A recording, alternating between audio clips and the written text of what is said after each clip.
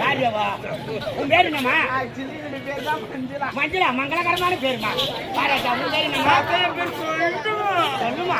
சொல்லிடுவேன். ஏய், சொல்றதுக்கு தாண்டி பேர் வச்சுக்கிறா சொல்றிய. தாத்தா என் பேர் தேனு. நக்கிய திருநே தேனுன்னா எனக்கு ரொம்ப பிடிக்குமே. தாத்தா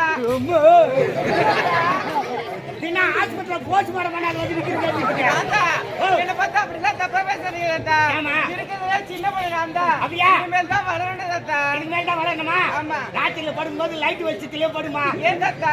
எலும்பு கூட காட்டிட்டு நாய் இஷ்டம்.